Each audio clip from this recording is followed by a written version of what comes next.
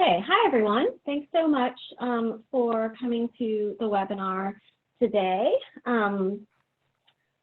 Just a reminder that we always record our webinars, and those will be posted soon on the National Research Collaborative for Foster Alumni and Higher Ed website. So again, thanks everyone for coming today. My name is Amy Salazar. I'm on the executive leadership team for the National Research Collaborative for Foster Alumni and Higher Ed. Before we get started with today's webinar, I just want to let you know about an upcoming, our next webinar. Our next webinar is in Monday, May the 4th. It'll be from 11 to noon Pacific time, 2 to 3 p.m. Eastern time. And the presenters for that webinar will be Sonia Montas-Hunter, Anna Ramos, Hui Hing, Sophia Fernandez, all from Florida International University. And their presentation entitled Fostering Panther Pride, Collaboration on Supporting Success for Former Foster Youth and Homeless Students in College will introduce the Fostering Panther Pride program, a campus support program at Florida International University. So if you're on our listserv, you should have received an email about it with how to register, but if you can't find that email, you're not sure how to register, you can reach out to me. My email address is on the screen here, amy.salazar@wsu.edu, or you could also look on the NRC FAHE website. So just to give you an idea about the agenda for how the presentation will be laid out today, our presenters today will present for about 40 minutes or so for their presentation, and then we'll leave about 10 or 15 minutes at the end for question and answer time. So for question and answer time, what I'd like you to do is, as we're going along with the presentation today, if questions come up for you, if you can go ahead and type those into the chat box, you can just go ahead and type them in as they come up for you. We will wait until the end of the presentation to answer those, but just so you don't forget them, you can type them in any time. And then once the presenters are finished, I will go through and read those questions out so that they can answer them for you. Okay, so today's presenters are Megan Piel, Assistant Professor of Social Work, and Airika Buford, Project Director of the Bexar County Fostering Educational Success Pilot, and these are both at the University of Texas at San Antonio. And their presentation today is entitled Creating a Pipeline of Educational Support for Foster Youth and Alumni, the Bexar County Pilot Project. So Megan and Airika, I will hand it over to you. Great, thank you, Amy.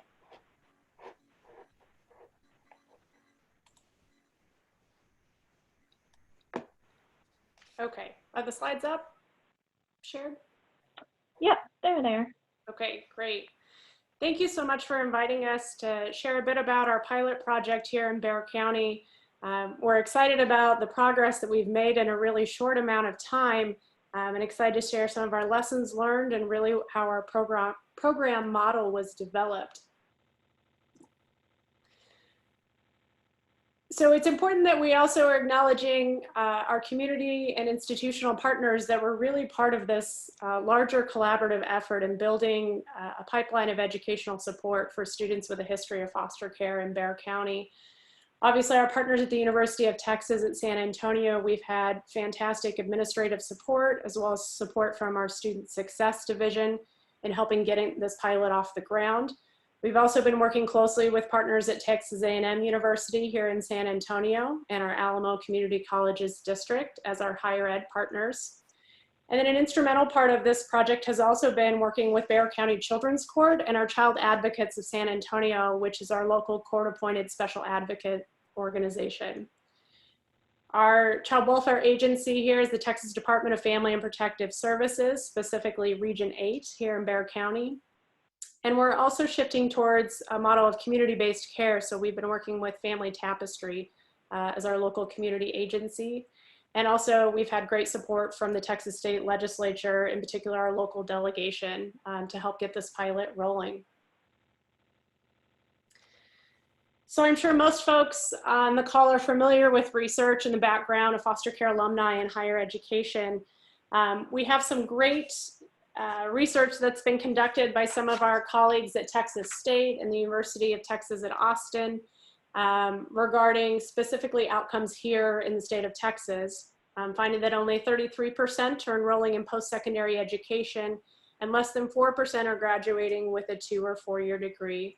So maybe a little lower in some regards than some of the other studies across the country in terms of educational outcomes, but it's been really fantastic to have this local data to help us or help support our advocacy efforts to develop new programs and policy change.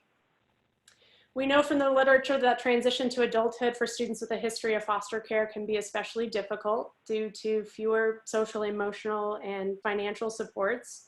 But we also know the challenges that students encounter are more complex than just financial support alone. And we really need to think about some of these challenges from multiple levels and developing multifaceted solutions. We also know that campus-based programs are increasingly developing across the country with some great outcomes being looked at, but we also know we need to start earlier to get more students emotionally and academically prepared to go to college. So that was also one of the foundational components of the development of our pilot.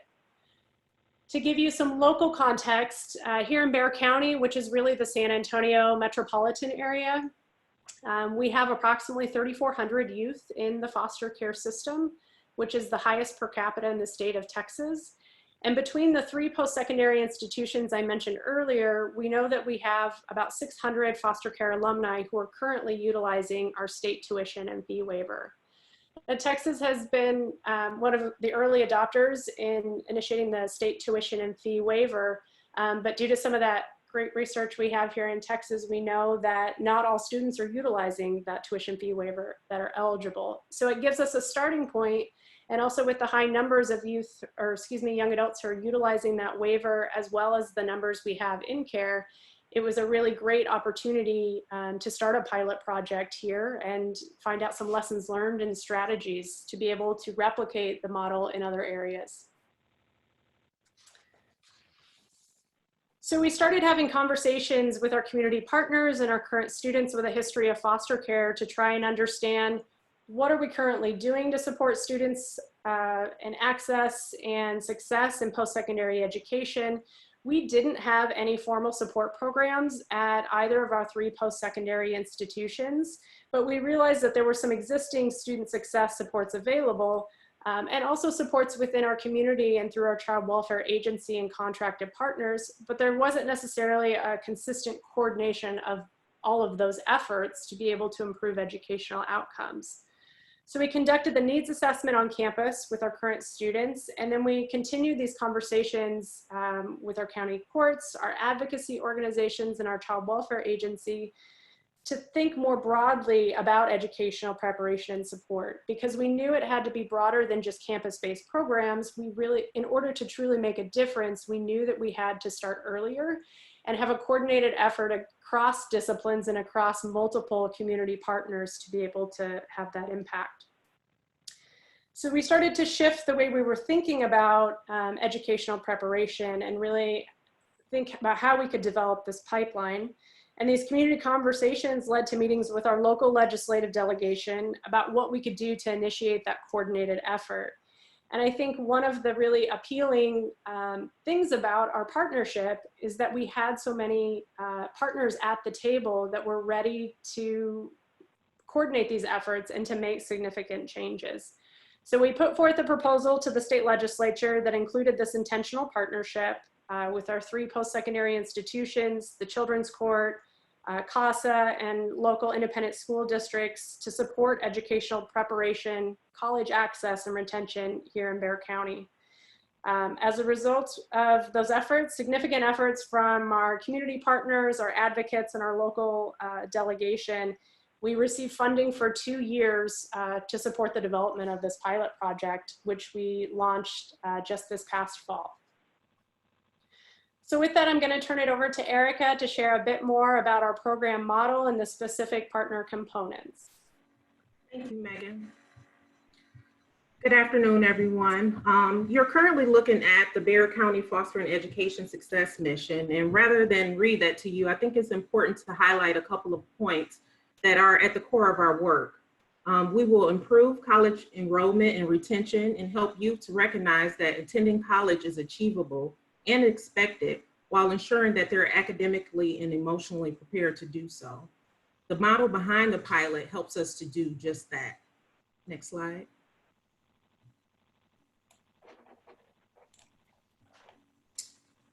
This model incorporates evidence of best practices across the country and on our own campuses. It is a trauma-informed strategic framework tailored to meet the educational aspirations and external needs of youth with a history of foster care. We understand how trauma can impact our students' ability to learn and function in society, and for that reason, we also provide holistic support. These supports focuses on academic and life skills coaching, while also providing direct services or connections in the community that supports other areas such as the physical and mental health of our students, housing, finances and employment, cultural and personal identity, and supportive relations and community connections. Each of our partners prioritize educational access and offers campus-based support in a dedicated space. These practices highlight pre-college programming, recruitment and retention, while blending the principles of the Casey Life programs that I just mentioned. Next slide, please. This slide provides a graphic or a visual model of our collaborative framework. Because our primary focus is in offering services related to education, we've created a framework of wanting to ensure that youth who've aged out of foster care have barrier-free access to higher education. At the top of the graphic represents two important conduits of our campus support programs and youth engagement. We acknowledge that it's necessary to have that pipeline from our local ISDs with the greatest population of students in care. Additionally, the college-bound docket, an innovative approach that allows for review hearings that focus on educational interest and goals of our youth in care. These channels combined help to create our pipeline to our campus-based programs at UTSA, Texas A&M San Antonio, and the Alamo College District. Because housing is an overwhelming need for youth who transition out of care, it is also critical to the academic success of our students. And that's one of the reasons why our campus supports try to offer that assistance for students who qualify. Our model also promotes youth voice through engagement and empowerment.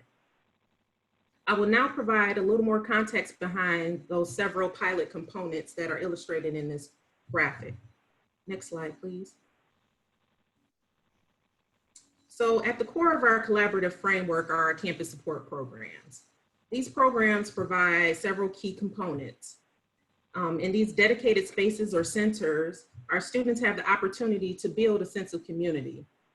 They also have unlimited access to a pantry stocked with food, self-care products, school supplies, snacks or meals to eat during coaching sessions or in between classes. They also have access to a campus coach. These coaches provide all student participants with assessment, direct service, and referrals, a strategy based on the Western Michigan University coaching model. The assessment is a biopsychosocial tool that focuses on the Casey family 7 life domains that I previously discussed. These assessments are administered preferably twice per semester, ideally at the beginning and again at the end of the semester in order to evaluate strengths, recognize any barriers, and to evaluate progress in reaching the student-centered goals. The campus coach will also provide direct services when available to students within that dedicated space for the campus support program. When direct services are beyond the capacity or the scope of the campus support program, the students will be referred to either a university or community agency or program, also known as champions. These champions or points of contact are college or university staff from various departments that have undergone a trauma-informed training and have agreed to be the direct contact for staff questions or student-related needs. These points of contact will also prioritize the needs of our students on campus and within the community. Another critical component and incentive for students to participate in the campus support programs is the access to emergency funds. These youth are allowed to request up to $300 per academic year for any emergency expense that is left uncovered and would be a barrier to their education. This benefit has been especially important during our current crisis. Last but not least, our campus support programs, as I offered supervised independent living for students who qualify as a way to promote housing stability and ensure that it is not a barrier to educational success. Our university partners are contracted with Family Tapestry, a division of the Children's Shelter in Bexar County. These students who opt to participate in extended foster care through the Department of Family and Protective Services are eligible to utilize this supervised independent living. These students also have to be actively enrolled at either UTSA or Texas A&M. And then there are some opportunities for those students who are enrolled in Alamo colleges at community agencies that also offer SIL. And youth are eligible until the age of 21. I now will focus a little bit more on other program components that deserve additional focus. Next slide, please. Oh, thank you. The college-bound docket is a new approach to traditional neglect and abuse review hearings. It's one of the first of its kind. These education-focused review hearings provide youth with added support related to their academic and career aspirations. The college-bound docket staff have a dedicated coach that conducts assessments, case management, and provides referrals. These youth are also afforded with a youth advocate who has shared experience and offers additional support and guidance in a peer-to-peer relationship. In addition, the college-bound docket staff makes available emergency funds needed to remove any barriers to pursuing their educational goals. This can include things such as startup goods for dorms and apartments, money for books, SAT or ACT prep, and testing fees. Another important part of that college-bound docket is the court-appointed special advocates, or CASA. These educational advocates are trained and provide assistance in obtaining and accessing legal and educational documentation for college enrollment, in addition to providing advocacy and support in the college-bound docket hearings. They also assist youth with transitioning from high school to college and provide that support once they transition to a college campus. Next slide, please. The next program element that needs to be showcased is a pipeline that leads youth from secondary education systems to our post-secondary institutions. CLIMB, or otherwise Cultivating Learning in Middle School and Beyond, is our 8th through 12th grade pipeline that provides targeted outreach and recruitment at various Bexar County ISDs and charter schools, while focusing on creating barrier-free access to higher education. The youth participants will be provided pre-college and cohort-specific programming based on grade level, educational performance, and college of interest, whether it's a 2-year or 4-year institution. These youth will be also connected with our campus support programs, in addition to other pre-college programs such as dual credit, TRIO programs, and STEM programs, in order to maximize college readiness, exposure to various academic disciplines, and careers. These connections to resources and accurate information is needed to improve the disparaging educational outcomes for youth in our state. It should be noted that our goal is to provide college exploration no matter if the youth choose to attend one of our pilot institutions. We want youth to realize that college is an accessible and attainable option at a college that is best for them. So I will now defer back to Dr. Piel to provide more detail regarding our program development and evaluation, research, and early successes of the pilot. Great. So Airika has also put together a graphic here that talks about program development and evaluation, and really just illustrating that we've been very intentional in developing our evaluation as we've been designing and developing, getting the programs off the ground, because we understand that we want the data to inform our process, as well as to be able to understand our impact and outcomes. So our primary objectives with the research and evaluation are first to obviously understand the impact of our pilot program on college access, retention, and graduation based on our mission with our identified needs and intended outcomes. However, you may remember that our pilot program is funded for 2 years. So we have to pay some attention to shorter term impact and engagement. Obviously, we're not going to have a significant number of students who are progressing through college and graduating in that time. So we're starting to also focus on earlier indicators in 12 to 18 months, such as increasing enrollment or access, first year retention and persistence, and then focusing on campus engagement, not only in our programs, but beyond our campus-based programs, because we know that that campus engagement has an impact on retention. We also wanted to understand the process of program development and implementation and delivery of services. So the first piece of this was really making sure we had consistent evaluation tools and methods across all of our program components so that we were looking at this larger sample to be able to look at the data. We also wanted to focus on earlier intervention and longitudinal predictors of educational success. So we're focused on integrating our child welfare and educational data through the state longitudinal education data set that we have. To be able to look at things like placement stability and educational support services that may offer points of advocacy in implementing systems change. An important objective that we've had throughout development of the pilot and also with regard to evaluation is engaging stakeholders throughout the process. So including foster care alumni in our program development with needs assessment.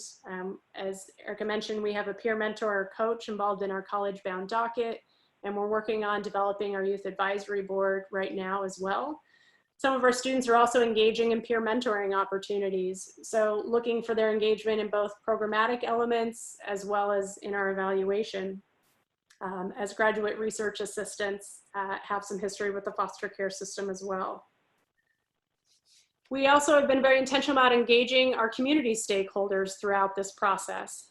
So we've had strategic action work groups as part of a larger steering committee that has been meeting consistently since we launched in September to provide consistent feedback as well as targeted brainstorming as we continue to develop the project and also our research goals. So we're still early in development and evaluation of the pilot project. And as many of you have probably, we've also had to pivot a bit with our current health crisis events and some of the transitions related to that.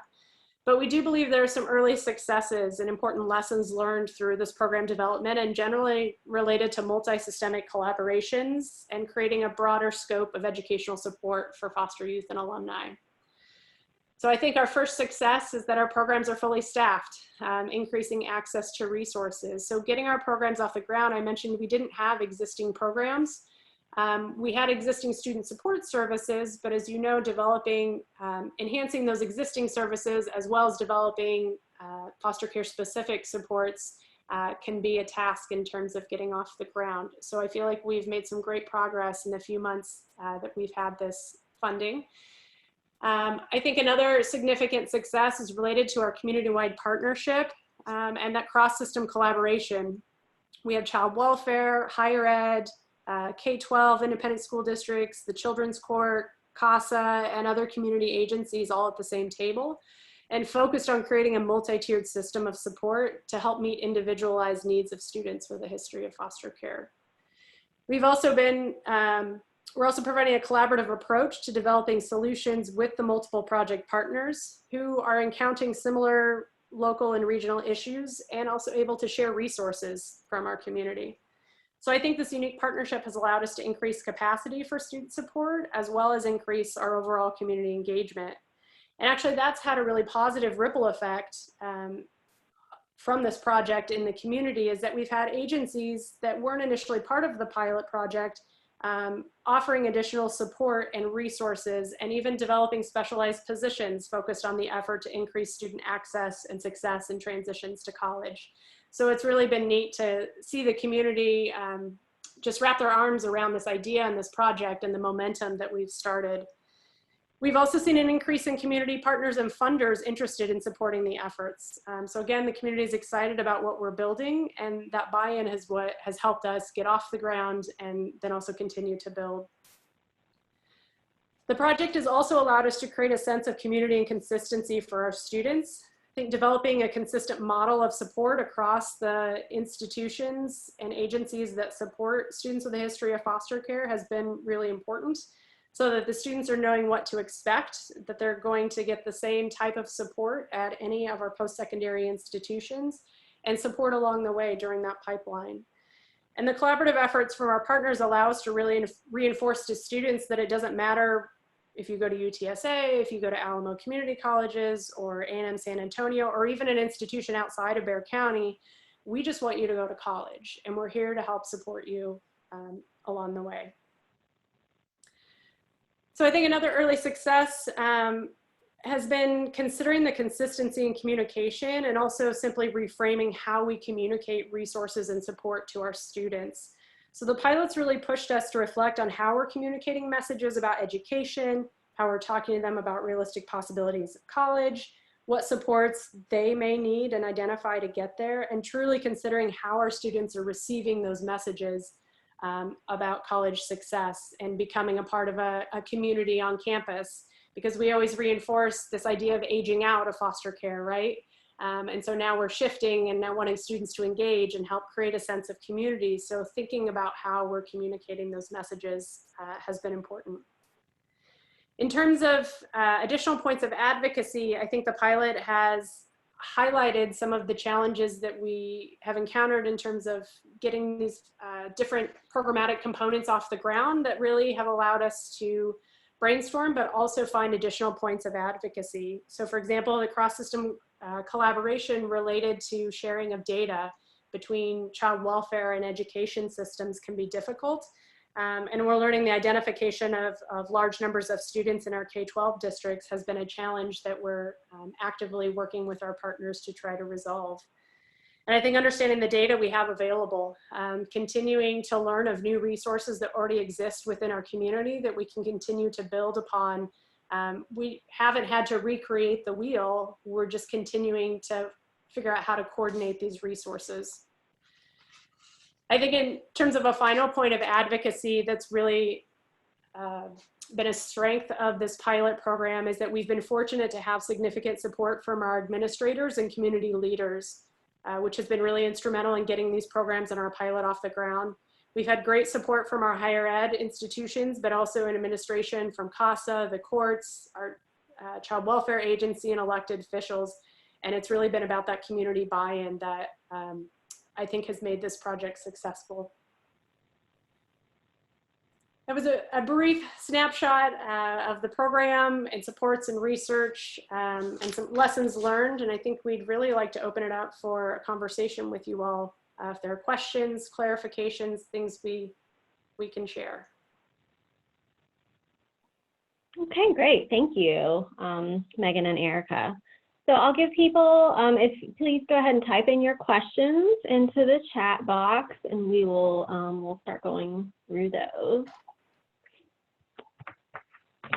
Okay, let's see.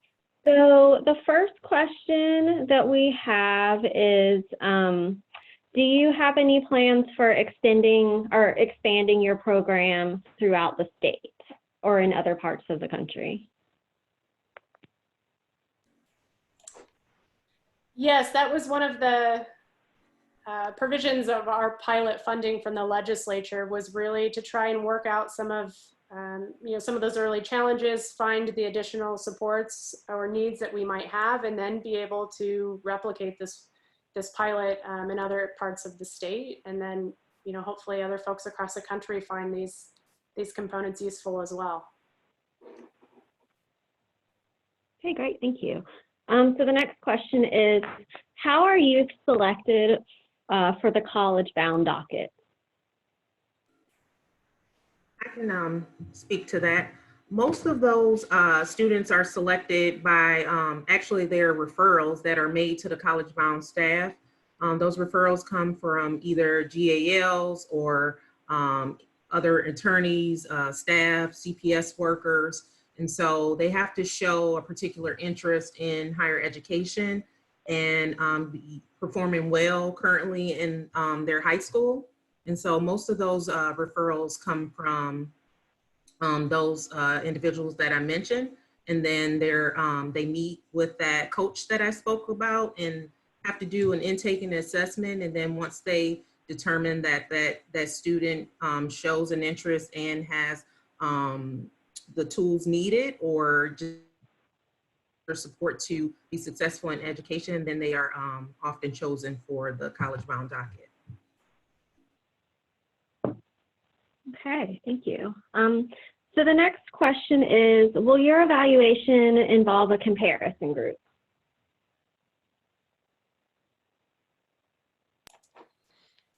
Yes, so as we've been looking at some of our baseline data and developing really our database between the institutions, we've been looking at possible comparison groups. So our institutions are also Hispanic serving institutions. We have a lot of first generation students that are at our institutions as well. So we'll be looking at some of those comparative groups who have some additional support resources. And then also looking, so generally at low income students who are utilizing the Pell Grant. We realize that those aren't exactly similar groups to compare, but some groups that have been compared in previous research. We're also very interested in understanding more about the students who are utilizing the tuition fee waiver versus those who are not utilizing the tuition fee waiver, because we know that there's a good chunk who are not, and so looking at some different data related to that. Okay. And how many participants do you have at this time in the program? So of all the campus support programs and including the college-bound docket, we are serving close to 150 students. Our next quarter report, I know we'll see an uptick in participation due to the current situation. There's been a lot more students that have been responding to the outreach efforts of our campus coaches, requesting emergency funds and needing that additional support. And then also some of our institutions had staff that was brought on a little later than the start of all of the programs. And so that affected the total outreach and engagement to our students. So right now we are serving about 150 students across the pilot. Awesome, thank you. So the next question is, do we have access to the data regarding participants who who utilize or don't utilize their benefits? Or I guess, do you have access to that data? Yes and no. We're working on that to figure out how we can identify students as well who are not currently accessing that. Right now, the best proxy that we have is from their financial aid data beyond the tuition and fee waiver question that they marked on the FAFSA, whether they have the history of foster care or not. But that's one thing that we're looking to try and figure out how to do and how to track better. Okay. So another question is, how do the three campuses keep in touch to coordinate their work? So we have regular steering committee meetings, which are held monthly, of which the staff at those campus support programs are present. Megan also talked about those strategic action groups, and one in particular are the campus-based support programs. And so individuals from each of our partner institutions are assigned to different groups, and those who are a part of that group communicate regularly. There is also an open dialogue between all the campus coaches and directors of those programs, and so they can often pick up the phone or email one another regarding information. And then I also utilize a project management tool or Teams. Other people know of that as well, but keeping everyone updated on the program procedures, the forms that need to be utilized, any policies, And then we have open communication via that. And so there's communications between a lot of our partners via multiple streams, so we can stay abreast of what each other is doing, making sure they're staying on target with the program requirements. And so there's a lot of dialogue between the campus support programs. Great, thank you. So the next question is, how do you define participation from among those students identified through FAFSA? So we define participation as at least having some type of contact with the campus coach, doing that initial intake and that needs assessment, and then having at least one contact, whether that's email, face-to-face, phone call, with that campus coach per semester. Now with the current situation, that's been limited to either phone call or some virtual meeting. But that person, like I said, has to, or a student has to at least complete the intake and assessment, and then communicate at least one more time during that semester with the campus coach. Once that initial contact has been made, we haven't had much of an issue of keeping youth engaged because they realize the benefits that are offered at the campus support programs. But we would like for at minimum twice per semester, but we know with our youth's busy schedules with school, juggling employment and other issues in their life, that sometimes that's hard. But if they at least try to text the campus coach or respond to email, we will consider that engagement. Also, they can just come in and shop at the pantry. That's considered participation because we are addressing one of those life domains. We're providing them with food or some school supplies to help in their education efforts, or any other needs or resources that we have available at the campus support programs. So the next question is, what have been some of the lessons learned so far with the 8th through 12th grade college prep program? That's a good question. And I only laugh because we're still developing that piece of the pipeline. I guess the biggest lesson is being able to find ways to appropriately identify the youth that will qualify and not violate FERPA laws or confidentiality. And so that's been our biggest struggle, being able to let youth know who qualify that, hey, we have this pilot program that can help support you, but making sure that we're respecting the confidentiality of them being in care. And so that's, yeah, I'll just leave it at that for now. Okay, well, I haven't had any other questions come in, so I think we'll stop here. Oh, wait, one other question. Oh, this might be a statement. So it says, since most middle schools have AVID programs that focus on early college preparation. Oh, maybe that was kind of in context of the 8th to 12th grade college prep program. Any additions based on that add-on? I'm about sorry, the AVID program? I didn't catch that last part. I'm not sure if I. Oh, okay, sorry. Okay, the rest of the question just came in. So since most middle schools have AVID programs that focus on early college preparation, can we start with 6th grade rather than 8 through 12? So, or can you? Yeah, so we considered that, but if we go as far back as 6th grade, just for the sake of the pilot, we are only 2 years right now. We would love to have an extension in funding to be able to extend, but in order to show impact, we had to decrease the size of the population that we would be outreaching to, and then consider their eligibility of receiving the tuition and fee waiver once they transition to college. And so if we broaden it to 6th grade, then we wouldn't necessarily be focusing on that population.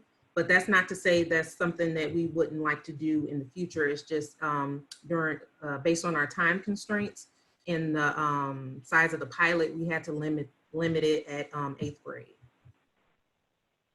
Okay, thank you. And then another question did come in. Is the campus coach a full-time employee devoted entirely to this program? Yes. So each of our campus-based programs or centers has at least a director that's full-time for the center and a campus coach. Some of our partners had to be a little creative with that. For example, the Alumni College District is so large and has 5 different districts with varying number of student participants. Some of those coaches are shared between the campuses because there's a smaller population of students there. But and then Texas A&M actually has a coordinator in addition to a coach and a director. And so just based off of the size that of students or resources available determines how the staff are allocated. But yes, there is a full-time coach at each of our pilot institutions. Okay, so that is the last questions that's come in. So I think we'll stop here. So thank you so much, Airika and Megan, for your presentation today. I really appreciate you taking the time to educate us about your program. And just a reminder to everyone, this webinar will be posted, both the recording and the PowerPoints will be posted on the NRC FAHE website sometime in the near future. And I also encourage all of you to join us for our May webinar as well. Okay, thanks everyone. Thank you. Thank you.